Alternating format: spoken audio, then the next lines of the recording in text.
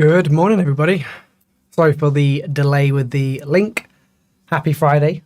It is 3 minutes past 2 here. So 3 minutes past 9 EST. And 27 minutes on till the market opens. And I'm just going to break down the NQ. We'll go on to the daily in a second. I just want to bring your attention to where we left off yesterday. So if you remember yesterday, for those who are on the call, in the Discord, I mentioned about those levels of where we were. And if I just remove my indicators for a second, you can pretty much see where we left off yesterday. So the close was obviously, you can see the open there at 6 p.m. And you can pretty much see we're in this same zone as I marked yesterday. So I left all the drawings on just so you could see, as I said I would yesterday. And yeah, pretty much in that same zone in terms of sit on hands, not really too clean either way. We are still in a halfway back, which it has tagged the 62, so I don't know how valid it is. All I do know is we have actually just printed a ATR reversal up with downside targets down to 855s and upside targets back up into the daily resistance at 945s.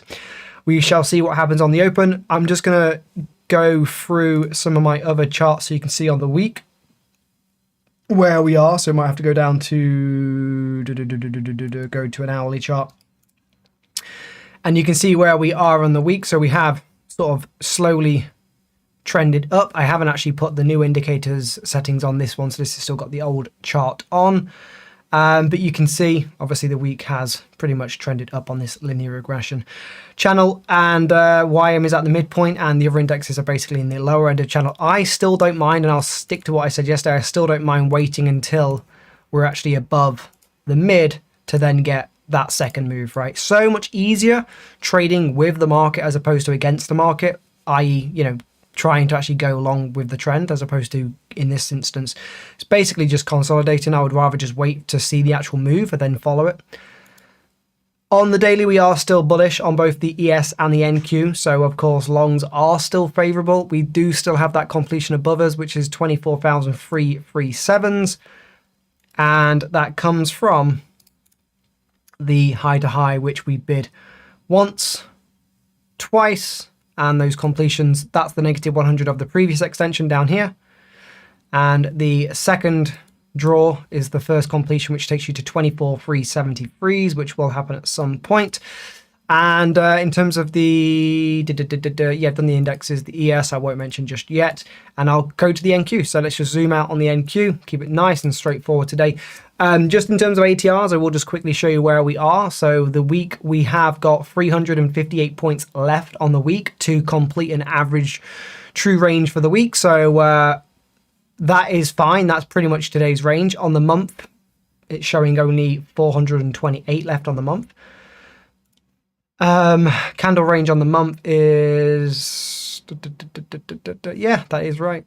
Yeah, that is right. So it'll be interesting to see how this month actually finishes, because as you can see, the month so far, we traded 1,293 points, and you can see the average monthly ranges for the 1 times ATR is 1,700. Now, if we ATR out of this, obviously that's crazy. I don't know if we will, but if we do, all I would say is we're at so many completions here. 1, 2, 3. 2 of the 3 have completed. The next one is 24 210s, and that only brings you up another 112 points. So the monthly still has 428. So you could technically come all the way up 428, which completes that extension I just spoke about. At 24,333s, you could have a look above and fail, and then maybe just consolidation before going back up even further. And remember, the extension that we're still in on the monthly time frame, of course, oh, you can see, there we go. So that is still above us at that zone that I've marked on the monthly time frame. Again, actually, where does that take us in terms of that completion? Yeah, most likely next month we complete that. Okay, but anyway, for a day trade point of view, let's go down to the 13-minute time frame, and I'm just going to look at yesterday's. In fact, I might even go out to a slightly larger time frame.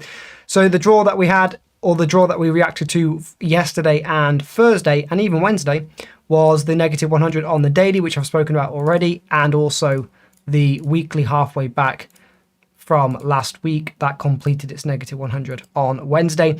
And we had reactions again. That daily is that draw here at the 50, at the 38 high to high, the 50 negative 100 completion, sorry.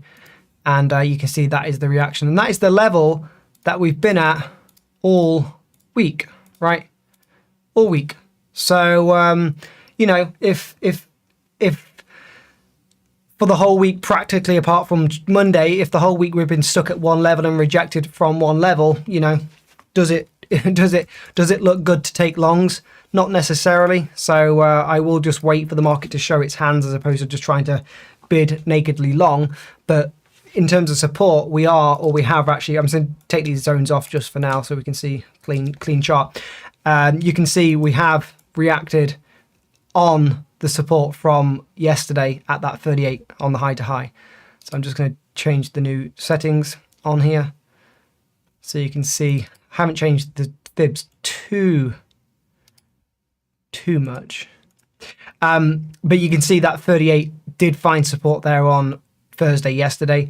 And if you notice on the smaller time frame, the trend for the day was at that trend line, which is for the RTH trend line, and of course that also coincided nicely with a 62% retracement. So I took the long yesterday down here, rode it up into the resistance, took the short down back into support, and then took my break even off and was able to get about $900 per account yesterday. Ultimately, the trade to the long side was the correct trade. I just got a little bit shaken out because we had a halfway back short, which did trade. And of course, we did have that overhead resistance from obviously the daily negative 100 that had reactions on. So when this halfway back traded, and we had a nice reaction of 64 points, it didn't ATR down, but we did have a reaction. I think if we go to the 5 minute, did it ATR down on the 5? No, it didn't even ATR down on the 5. It was not aggressive enough. And then obviously had these double bottom lows, which coincides really, really nicely with that trend support once and trend support twice. And that is pretty much what put us right back up into those highs. And just zooming out, I haven't actually looked at any of the trading action from the overnight session. But again, reactions at the negative 100 daily, reactions at the daily negative 100. And just trying to plan today's range. Just zoom out in terms of ATRs. Let's have a look where we are. So current range on the day, I will mark out. Yeah, so you've got,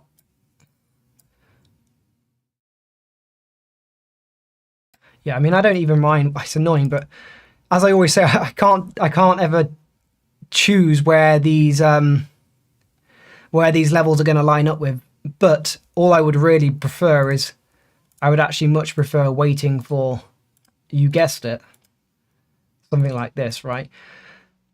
I mean, you've got range, you know, you've got the range there. You've got 300 points on the ATRs, and you've got 358 points left on the week. So this is a setup that could definitely happen. There's nothing saying it can't happen in terms of averages, and that could be your support from yesterday. At that point, you would be obviously above previous day lows. You would be above trend and also the overnight midpoint. So that's something that I would probably look for. I wouldn't necessarily trade this area up into this area. I'd rather just let the market show me its hands, because until then, this could just be a break of this extension, and obviously that could then just result in the opposite happening. Therefore, break of trend coming back down into where the ATR lows are on the day. So this is a fib extension drawn from yesterday, and if this breaks, you can expect it to do the opposite of what you would want it to do. So if this is a long extension, if we break and hold below the 62 and fail, then I would expect equal magnitude to the downside, that being that negative 23 down here at 23,740s, and of course the negative 62 lines up with 23,661s, which is in line with your ATR low on the day. So I won't do anything here until we get above probably previous day highs, which is only, 100 points above. It's not too crazy. You can get that on the open. And then in terms of the downside, if anyone were to, I don't think I would trade the shorts today, just purely because the bias is long technically, and you would have to have a couple days for that to turn, but bias is still bullish.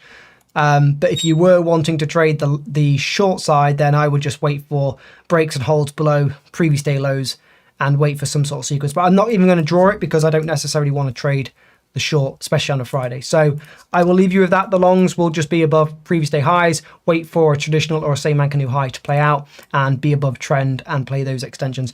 Everyone on YouTube, I will see you all on Monday. Everyone who's a member in the Discord, I will jump on Discord now and we will share the screen.